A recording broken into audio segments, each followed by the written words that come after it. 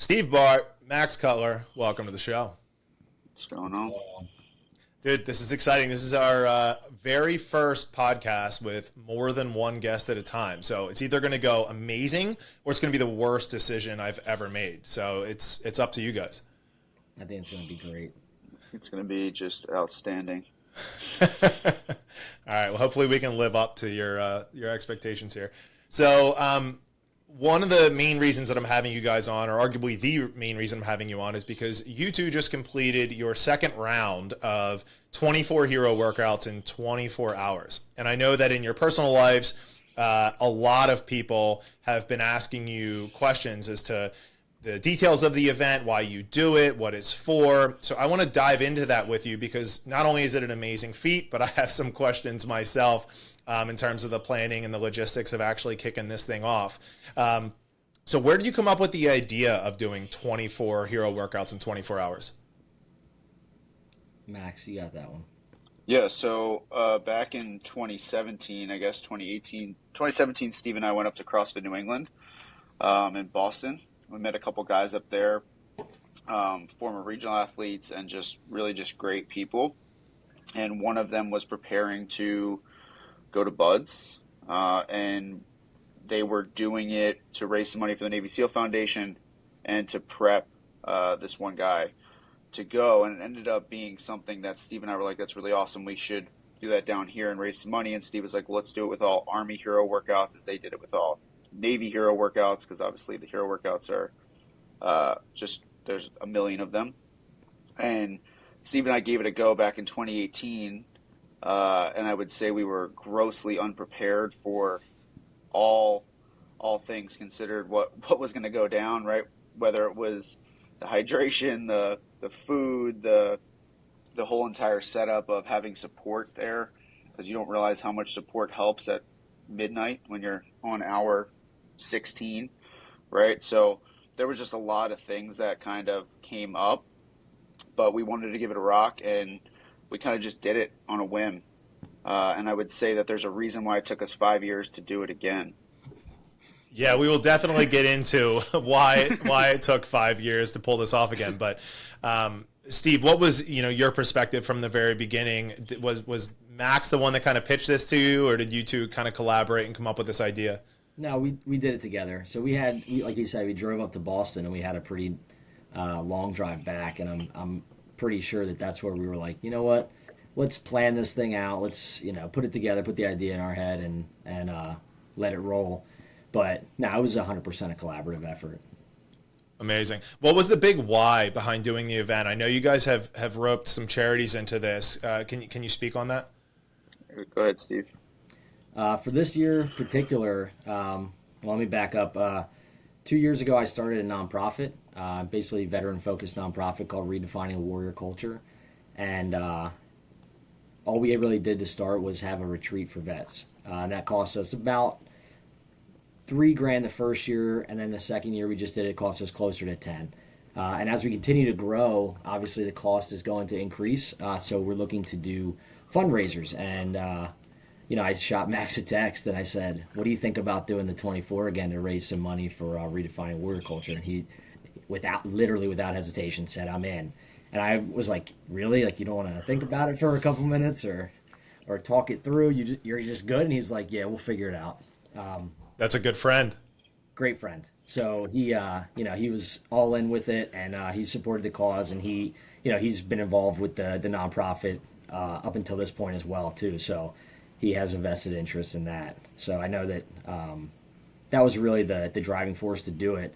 And from there, we just had a few talks and conversations around how it would work, and then we made it happen. Now that was for this most previous go around. Were you also doing this for charity in the first time? No, it was more. I think it was more of a selfish endeavor the first time. I think we were training a lot, so we were extremely fit in 2018. I think Max, you went to regionals that year. I was one spot away. Yeah. So I'm sorry, sore subject, buddy. It's all good. But yeah, we were both pretty fit that year, and we said we can do this. It was more like I said, a selfish endeavor. Yeah, so with that first go round, being it more selfish, and in addition to that, both of you being at a higher level of fitness at the time, did you set unrealistic expectations for doing the 24 workouts? Like, in other words, were there things you learned the first time around that you made adjustments to going into the second? I can kind of speak on that. Yeah, I think with it being something a more of a test of fitness is how we looked at it, right? I think that the biggest thing there was like we didn't know what to expect. We don't really have contact with those guys up in Boston, right? We had just met them and we thought it was pretty cool what they were doing, and we kind of just wanted to do it to test out our fitness. And there's so much more. It's so beyond fitness after 3 hours, right? And you're like 21 hours left, and it's like you have to really trust the person you're doing it with, right? And like, to preface this whole thing before we get too deep into this, Steve and I split every single workout, right? So we're not doing these individual. So you're very reliant on your partner. And the first time around we were like 4 hours in, and Steve's like, hey, my pec's bothering me. And I'm like, all right, well, I'll do all the upper body stuff and you do all the lower body stuff. We do that for about 8 hours, and then his pecs started to feel better and we switched, right? And it was like, you don't realize how important it is to do it with somebody that you trust, right? Which it became like more of a trust thing for us the first time around, because you're doing something so incredibly hard with somebody, right? And you become like ultimately closer with that person, or you fucking hate them. But we became closer because of it. Yeah, I mean, I think that's a really good point, that you guys had this very, limited.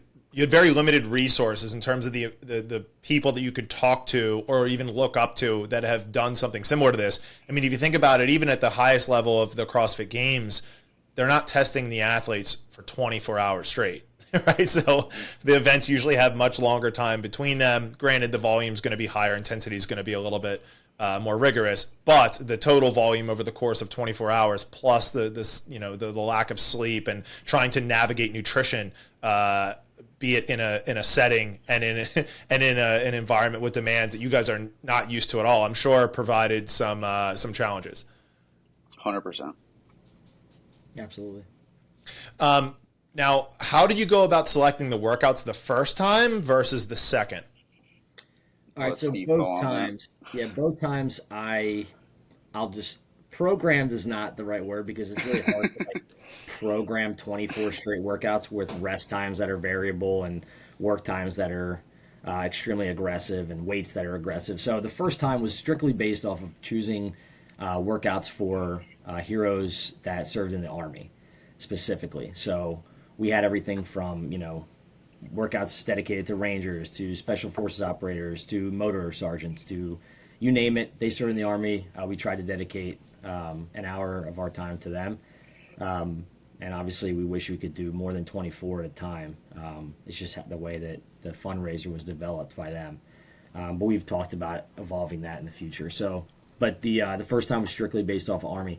The second time, I put it together to make it more of a community event, where we wanted to get people involved right away. So barrier to entry on most of the first workouts were super low. There was not any heavy barbells. There weren't any really high skills besides arguably Nate with 2 muscle-ups at a time, but we had people modify that as they came in.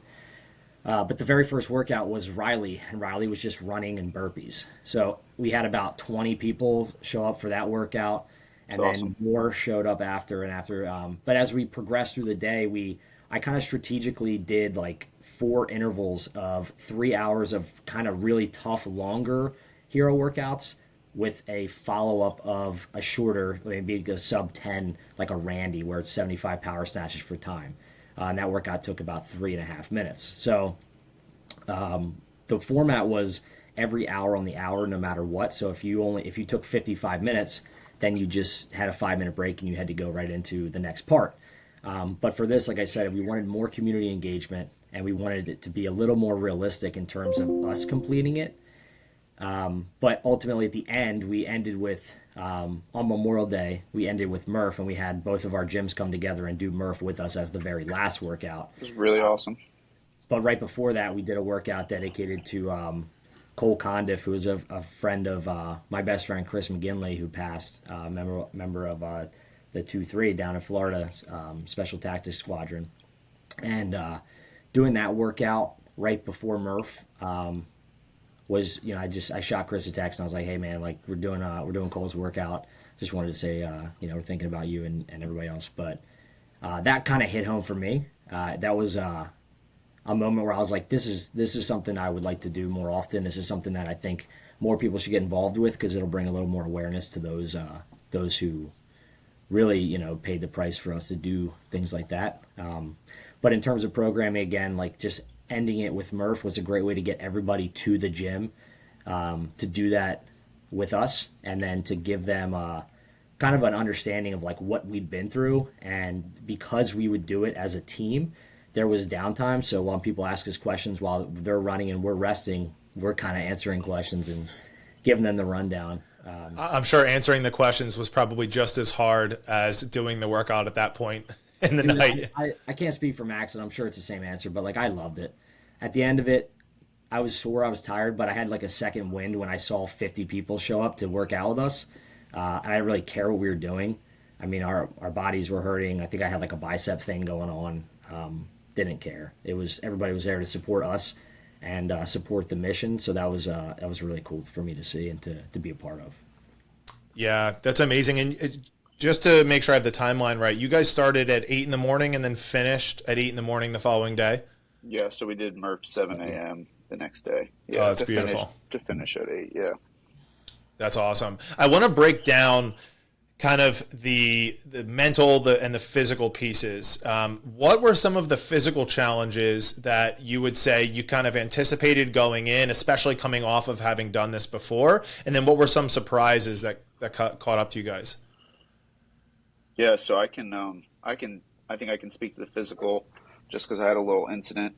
But we'll start in 2018. I would say being at the fitness level that I personally was at, and I know Steve was at the time, there wasn't a whole lot of fear.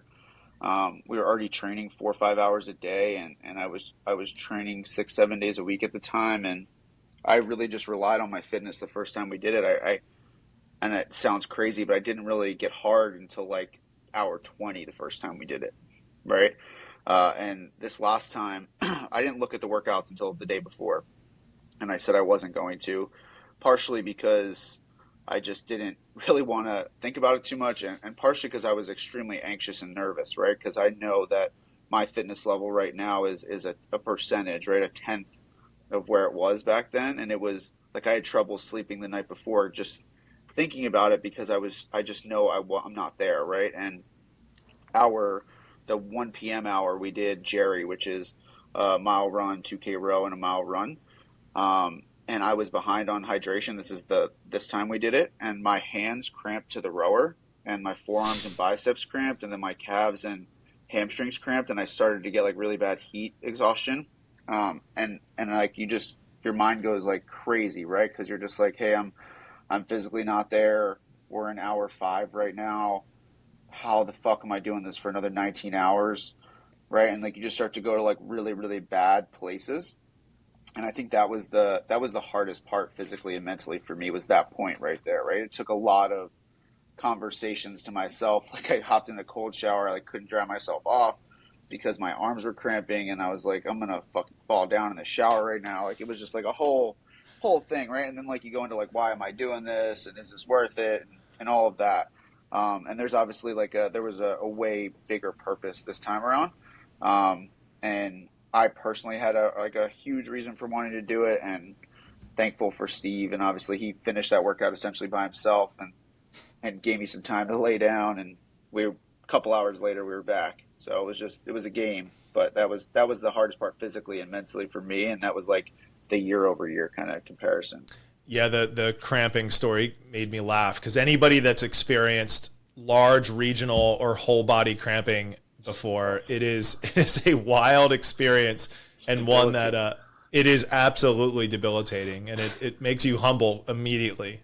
Yeah, Steve, what was your experience physically with the workouts?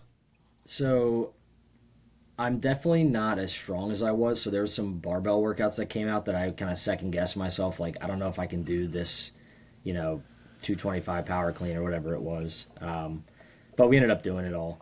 But I think physically we both at the end, like if you're looking back in hindsight, we both did great physically.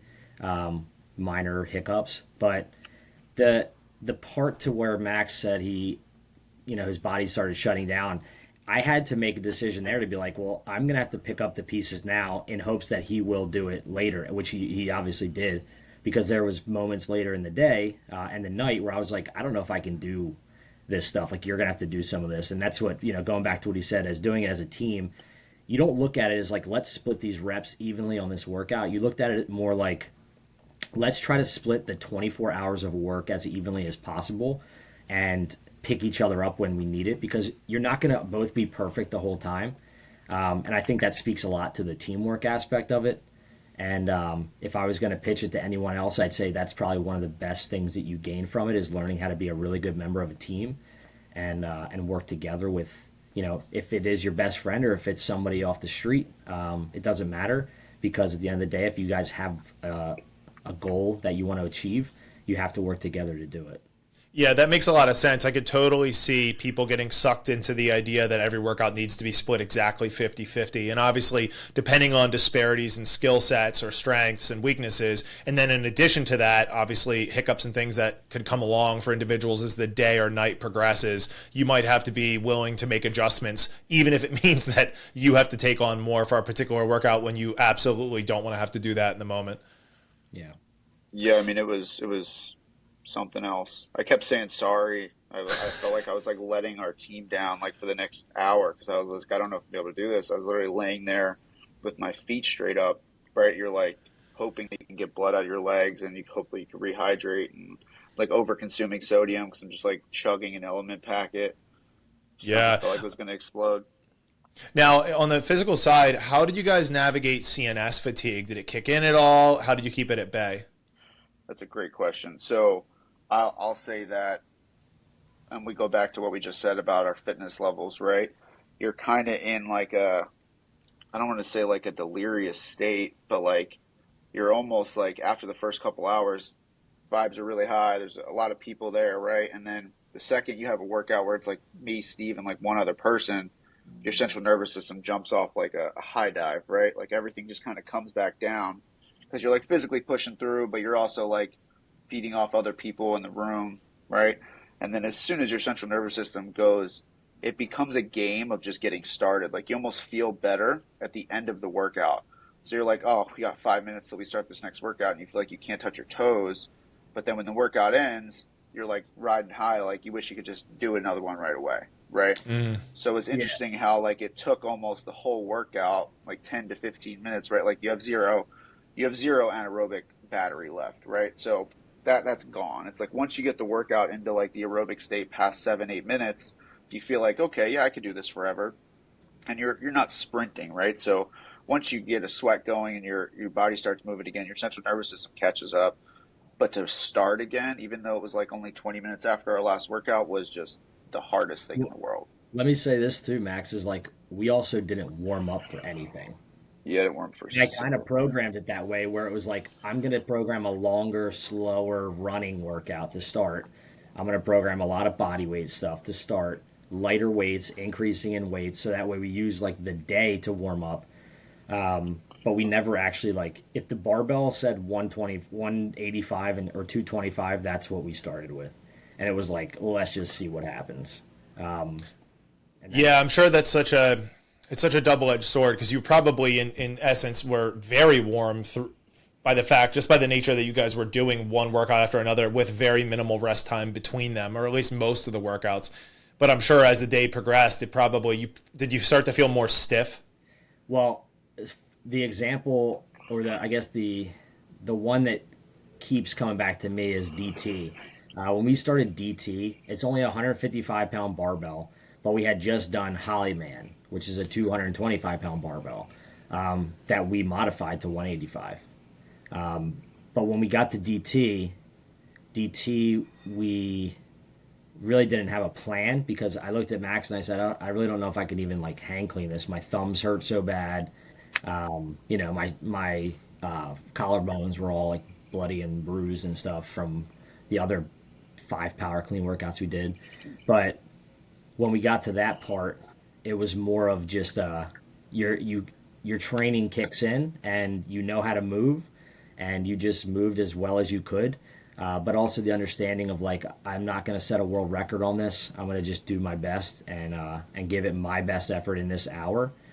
And that kind of pushed us through on the workouts that we didn't think we could really get through. Yeah, But it, looking it back, was it was interesting with the rest, right? So any for time workout, you controlled how much rest you got. So we could have took an hour to do DT, but then we were starting right away, right, for the next hour. So you had to ride that fine line of like, we're pushing pretty hard to get this workout done, because I know DT is a 7-minute workout for us as a team, but now we get an almost 50-minute break. yeah, But like, Steve can't grab the barbell, right? Like, my hands are like super raw. So like, I had to break the hang cleans up in 2 and 3 sets. And you're like, we're trying to get this done. And we ended up just passing the last couple rounds, essentially back and forth. We split the first couple rounds straight up. And like that is a workout that stands out, because we were like, this is a big workout because we can get a lot of rest after this. Right. So yeah. like, you So look at every for time workout as rest, right? So you're trying to get these things done. And we did none of these workouts slow. We tried to move as fast as we could without pushing too far on the gas pedal, right? So I would say we never got to a point where we were out of control of speed, but we were moving very fast through every single for time workout. And that too, like, we know the nature of the hero workout. You're not supposed to coast a hero workout, and that like, we wouldn't allow ourselves to just like dog through it. It was more like all right, like, let's get moving and then let's start moving fast. So do you feel like you kind of build up momentum as you guys got into the workout? Your body's loosened up a little bit. You guys found a rhythm. Yeah, because part of it was like safety too. Like, if we started at 100 miles an hour, there's probably a higher risk of us getting injured and then not being able to complete the rest of the workouts. So by easing into like the first round or two and then being able to pick up speed towards the end, I think that kind of it allowed us to stay safe, but also to push the pace of the workout the way it should have been done. Gotcha. Now, you guys probably found yourself on this weird balance beam where fatigue was starting to set in, but the workouts were so frequent that you didn't really have time to actually fall asleep.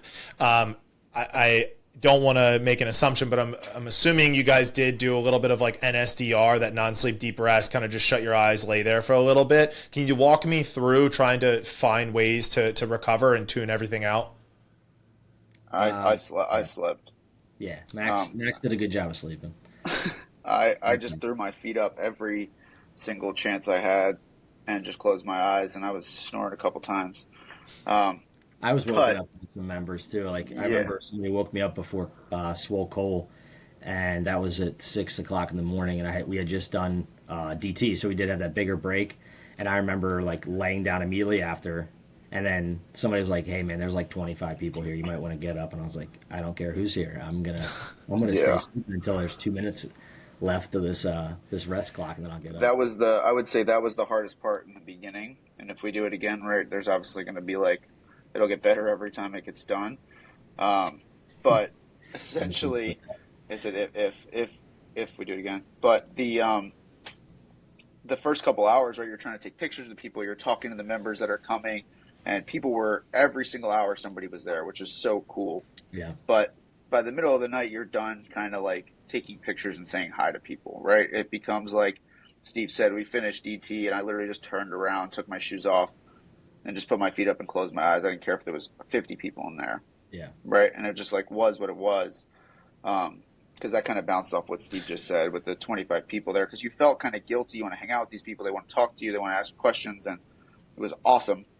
But that side of it was more important at the time. Well, they had a social aspect to it as well. So the first time we did this, it was like me, Max, and 5 other people. And like, people came throughout the day. I'm not going to say nobody was there, because there were some people that did show up. But this time, there was literally somebody there working out with us every single hour, to include the midnight 1, 2, 3 a.m. hours, with some of those hours being like the busiest. Like, I remember 3 o'clock in the morning, there was 20 people in there, maybe 25. It was awesome. Yeah, it's amazing. Just a good boost. But then there was also people there 11, 12, 1 o'clock at night they brought their own beers, and they're like, they'll do the workout and then just slam a bunch of beers.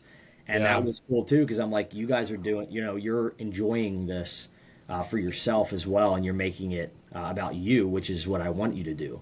I want you to enjoy being here doing this with us, because if you're just doing it for us, it's hard to get the buy-in. But if you're there and you're locked into your own your own game and doing exactly what you want to do, there's a better chance that you have a better time and ultimately share more of your experience with other people. Yeah. Now, in hindsight, when you look at the sleep component, do you think it would have been possible to get some rest in earlier, right? Given you strategically put the workouts in certain orders, or do you think that you basically just let your body tell you when it was time to hit the snooze button?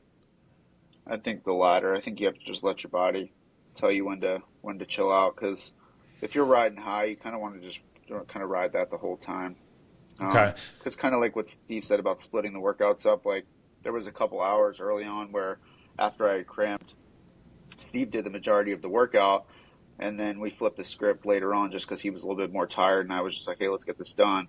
And I think you just got to, I would say, ride the hot hand like we're playing basketball, but like you kind of just got to ride the hot hand when it comes to helping each other out. So I don't think it can be controlled like that. I think it's just when it happens, it happens. Yeah. Did you feel better after getting 20, 30 minutes of shut-eye?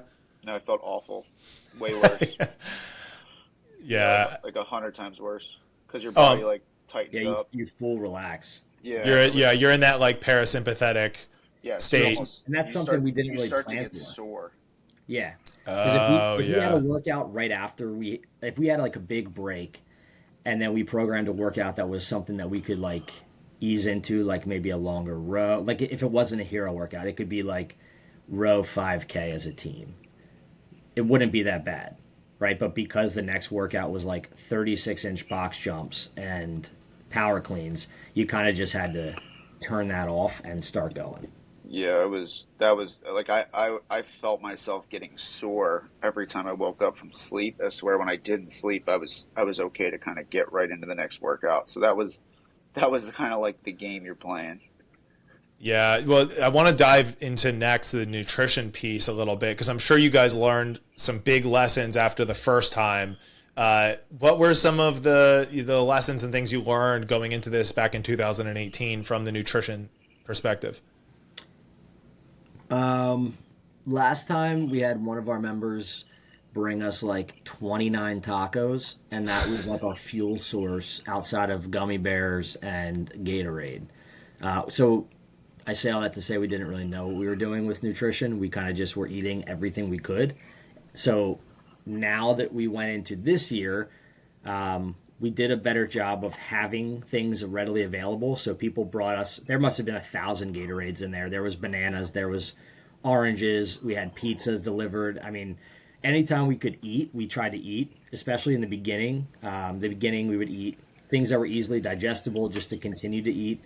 And I had a little rule in the beginning for myself that I put a little piece of tape around my water bottle. I said, you have to drink at least down past this line every time you do a workout. So I had like little things in place, but yeah, you're definitely just playing a game of like what's too much and what's too little, and you can't really worry about what you're doing next, right? Because normally you'd be like, oh, I'm about to run 2 miles. Let me not eat this pizza and Pop-Tarts.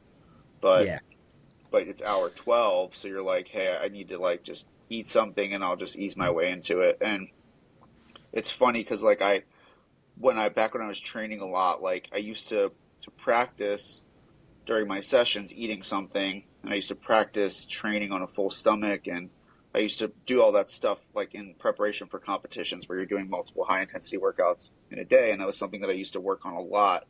And it's funny how like when you lose that ability to like be in control of your food, like how quickly that starts to aggravate you when you start moving again.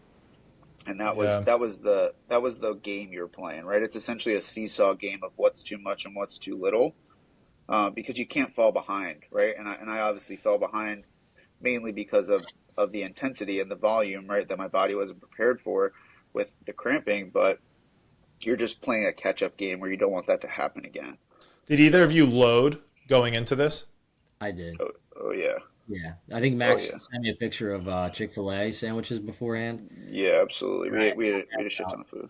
4 bags of jasmine rice the night before with like chicken and a couple steaks. So I ate probably, I don't know, 2,000 calories the night before, but that was not, I mean, that's nothing because the Right. whole day we calculated it. Nate ended up doing 8 workouts with us in a row. He did 8 straight. So shout out for Nate and his 8. But he said he burned like 6,000 calories or something ridiculous like that of Oh, I'm just sure. nonstop movement. So if that's a third of it, we said well, maybe it wasn't triple that, but let's say it was double. If you're burning 12,000 calories in a day, it doesn't really matter what you're eating at that point. No, and I think, one of the challenges that you guys obviously faced here was that even at an event, like a normal CrossFit type event, you have to be very structured and strategic with your nutrition by the way of not overfueling with certain types of foods in between events. But at the end of the day, you get to have a full meal. You guys never really had that opportunity in this because the workout was right around the corner, right? Like you finish a workout and the next one's looking over that shoulder and it's like, hey, see you in 20 minutes. Yeah, I mean, you could like arguably say there's no studies done on this, right? Because like there's ultra marathons, but running is way different than power cleaning 225 and doing a 36-inch box jump at 12, right? It's different than running an ultra marathon. So it's not like you're able to carb load or you're able to try and switch and eat a bunch of fats like these ultra marathon runners are doing. It's just not even comparable, right? So it becomes a game of like, hey, how do you feel? Or you kind of just have to go off of where you're at currently as opposed to what's written, if that makes You have to sense. know yourself too. Like you have to know how your body digests certain foods. Like if I was going to give any advice to someone, I'd say practice eating things and like writing them down and see how they feel right before you work out. And if you know that your stomach gets upset from eating cheese pizza right beforehand, like if you were somebody planning to do this, then maybe that's not your choice. Would anyone go for the cheese pizza? Me and Max, I probably ate 2 pizzas by myself, Really? maybe Oh, more. Yeah. very, very Oh easily. man, that would destroy me. Well, No, it that's what I wouldn't. mean. So I know that when I eat like cheese, it doesn't, it sits well with me. I'll say, but for other people, maybe it doesn't. So knowing that I can like eat that or a peanut butter and jelly sandwich or just something to consume something, I knew what would give me problems. Like I'm not gonna go do Randy and then slam a pound of shrimp scampi. Like I that's don't know not, who would be worse for you or for Max. Yeah, I mean, Max I'll had his say fair share. I'll say I never eat like that regularly, right? So it's really just for me, it was, my stomach was terrible, right? The whole entire time, right? I don't want that to be TMI, but it was awful. Like the last 12 hours was brutal, Yeah, it was. but you're, you just don't want to fall behind. So it's like that's on the other side of you not eating something. So eating the pizza and Pop Tarts didn't sit very well with me, but it was better than having full body cramps, right? So for me, it was just I wanted to avoid that so badly. So I was just trying to It's give easy anything. calories too. Like we needed things that were just easy calories that honestly like that we wanted to eat. So I don't ever really eat for taste much. But for this, I was like, I want something that I want to eat because I know I need to eat a lot of it. Right. I didn't want to sit there and eat like chicken and rice because I just didn't want to eat that. I had to Well, find out what I wanted. and not for nothing, like certain foods, like chewing is adds to exhaustion. You know what I mean? Like if you're gnawing through like a bunch of T-bones, it's Yeah, it's not the most pleasant experience when you're already extremely fatigued and tired. absolutely not. Now, we got into the mental piece a tiny bit as we talked about, some of the constraints around sleep and those sort of things. But what other mental battles did you guys face as you got into the later parts of the day?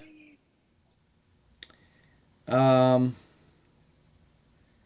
so I think you can't really have like a huge ego going into this. Like you're gonna win a workout or you're gonna, um, you know, try to race. in a sense, like whoever showed up to do the workouts with us, we kind of had to make it known, like, hey, all of us are doing this as a team. And the one that stands out to me is we did 31 Heroes with 8 people. So originally 31 Heroes is a team of 2 workout, where one person runs 400 meters with a medicine ball, the other does an AMRAP of rope climbs, thrusters, and box jumps. So when the person gets back from the run, they switch. But since we did every workout split, we decided to make that a team of 4 workout. So there was 2 running and 2 inside, so the whole thing was split. But we did it with 2 separate teams of 4 to have 8 people. And having everybody bought into the fact that, like, we're going to go for 31 minutes and we're going to do this, all together. It took away the ego. It took away the racing aspect. It didn't take away the intensity. It just made it more of like a, I'm next to you if you need me kind of thing, which, that to me was one of the coolest workouts we did, especially because Chris Clyde came and did it with us, and he's one of the fittest guys in the country right now. And he just did the workout as a normal guy with us, and there was no racing, there was no ego or nothing. We all just did it together. Yeah, That's awesome. I can speak on the mental side of it. The biggest thing for me was post cramping, right? Because I can't talk about that enough, right? Like it drastically changed how I approached every workout. I literally had to, and we weren't even counting like I'll do 5, you do 5. I was just doing a couple reps, and when I would feel cramping come on, I would stop and then let Steve go, and that's how we were passing things back and forth. So I started to look at the workouts that we had to do, and I knew which ones were going to be the hardest for me with the muscle fatigue. So for me, it was like looking at pillars, right? Like I knew like the 1 a.m. workout was a huge pillar for me. It's like, okay, get over that, and we're coasting until 5 a.m. And it's like, get over the 8 p.m. and we're coasting until midnight, right? And it's like, that was the hardest mental fact for me post cramping. So it was like just constantly playing a game in my head of like, what workouts am I gonna have the toughest time with, right? So I kept looking like 3-4 hours ahead, which probably isn't the best thing to do, but I knew I wasn't going to quit, and I knew Steve was going to be able to help me out. So I was just like, hey, we were at 4 o'clock in the afternoon. I knew 8 p.m. was a grind, and I just kept thinking about that. The whole time we're doing 4, 5, and 6, 7, like I didn't care about the workout. I knew we were going to do it fast. It was just like, damn, that 8 o'clock hour is going to be tough. And then we get to coast for a couple hours, and it's like, okay, that 1 a.m. is going to be really hard, and then we get to coast for a couple hours. That was mentally, it was like pillars. That's how I looked at it. Like on a bar graph, the 8 p.m. was a 10 and everything else was a 5, right? Like that's what gave me the anxiety and like the stress, and that was the hardest thing mentally. So you guys had some workouts that were a bit more daunting, just given the task and requirement, and probably, back to the CNS fatigue, like things like 36-inch box jumps and 225-pound power cleans. Like you can't fabricate the energy to do that. Like that's one of those things where you can run to a point where you have the energy to be able to actually accomplish that, or you don't. Whereas something like running, rowing, like you can find the will to continue to move. Yes. Yeah. Which is why this is so different. Yeah, which is why this is so different, right? And I know we'll get into like, will we do this event again and stuff like that. Part of the reason for doing this, right, the biggest reason for doing this is to support the nonprofit and all of that.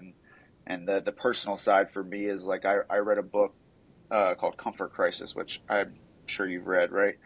Somewhere back there. Yeah, right. And it's a awesome book. And it was just, I want to do one really hard thing a year, right? There's a 50% chance of finishing it, and I didn't know what it was going to be, and that's why I said yes to Steve so fast, right? Last year we roughed 52 miles from Dover to Dewey. That was the hardest thing I've ever done in my life.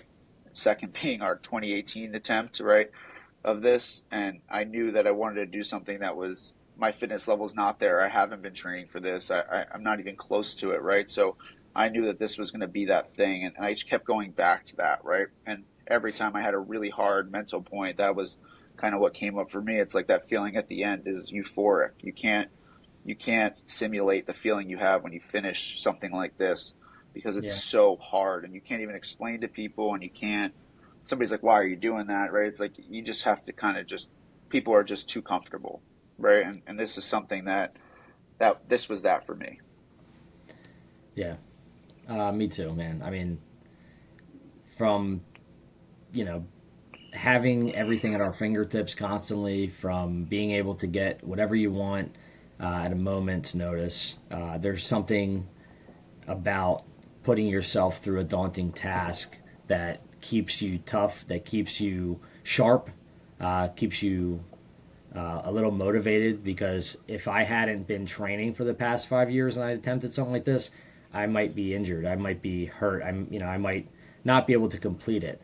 And to me, it's not really about the feat of completion. It's just about like the ready state and being in a constant state of I'm normally ready for whatever whatever comes, and that to me makes me proud of my decade plus of training, because I feel like it's afforded me that ability to remain at a certain level of fitness, and that was kind of a reason to retest it too, is to see, does the training that I've been doing work for long-term fitness, and I think it does. So.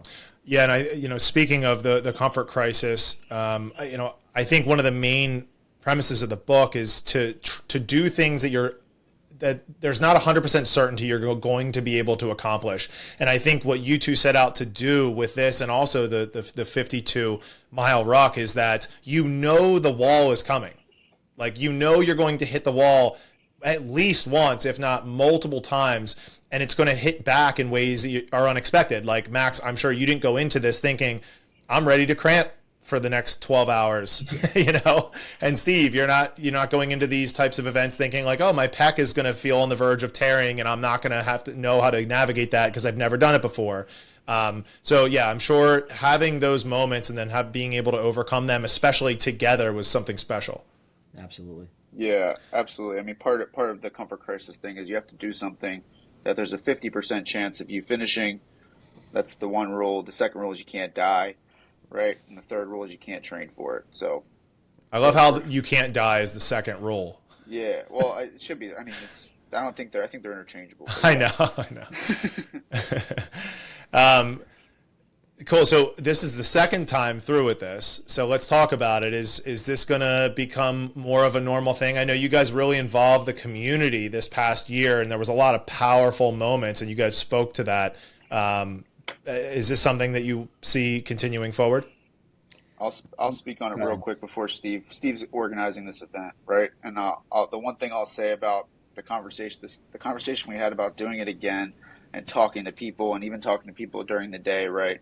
And back to the comfort crisis book, and you'll find this amusing, but every single person was like, this is so awesome. Next year we should have food catered. Next year we should have IVs on site. Next year we should do teams of 5. Next year we should do all these things. And like, I laugh and like, you don't say anything, but it's like the natural reaction for people is, this is so cool you guys are doing that. Let's make it easier, right? Let's figure out a way to make this just more comfortable and more easy, and so everybody can do it. And like, you don't say no to their face because they're great and they're super nice and they're there at midnight with you, but like, that's the first thing. Like, I just kept going back to that book all day. And it's just like crazy how that's the first thing people want to say is, you guys should have IVs here. You guys should have food catered in every couple hours. You should have all this stuff. You should have chairs. You should have beds. You should have all this stuff. And it's like, well, that's not the point. So I'll let Steve kind of talk about the next steps with it. Yeah, so overall we ended up raising a little over $5,000, which it exceeded my expectations. I wanted to raise $2,500. That was my goal. We ended up raising $5,000. We charged $5 per workout, so significantly undercut the competition, if you will, from any other quote-unquote fun thing that someone could do for 2 hours. So for $10, you get to hang out with us for 2 hours and do 2 workouts, coached by us too, until we couldn't really talk or walk anymore. But most of the people that did it front-loaded and donated up front. But we definitely have plans to do it again in some capacity. I really, really like the way that Max explains it to everyone, where it's like, this is our crucible, or this is our tough task of the year, and we want to keep it tough. I don't want it to be easier. So the most we would probably ever do is have you do it as a team of 4, to where we can still get the team aspect of it, and you still do about 12 hours of work or whatever you're capable of. But if somebody wants to do the whole thing, I really highly encourage you to do it the way that we did it, at least once. That way you can get that under your belt, and then we can all have a conversation about that together. So I would say if it's something that you're yearning to do, give it a shot. Definitely talk to us if you have questions about it. But we will do something like this, if not the same thing again. I know we've had a crazy brainstorm since we started where we wanted to get a ruck involved with it into doing hero workouts, then tag team and go down to one of the local jiu-jitsu gyms and have people roll around the mats for a few hours and make it more of an event, spectacle, fundraiser. But then we kind of went back to it and said, this is kind of our thing around here, and we want to make sure that this gets the value and the attention it deserves, because it is a really cool event, and it has a potential to be something really big. And then last thing is exactly what Max was saying. People were coming up to us like, we should rent out the Pal Center for this. We should, we should make it more comfortable. And in the moment, it sounds good because you're hurting and you want it to be easier. But in hindsight, if you take away those variables, it brings the atmosphere back to where it should be. It makes it tough, and that's what I think it should ultimately stay. I love that. We're riding that fine line of wanting this to be an awesome fundraiser, right, and make as much money as possible for the thing that we're supporting. But we're also riding that fine line of keeping it hard, right? And the most simple way is this should be really hard, and whether that means you only come for 6 hours and we raise a little bit more money, or people only come for 12 hours and raise a little bit more money. It's something that should be difficult. So that's something that we have to kind of run the numbers on. Like I said to Steve and his team with the nonprofit, and just say like, hey, let's set a realistic fundraising goal and let's figure out how we can reverse engineer back to it. But let's try not to alter the actual event itself. Right. Yeah. I mean, what you guys did was incredibly admirable, and I think it speaks to the powerful moments of what you have explained that you two both experienced, but not just that, but the moments that the community has experienced as part of being with you guys through this process. And I think that was very much highlighted in the difference between the first go round, where it was more of a selfish pursuit, to this time when it was much more community driven.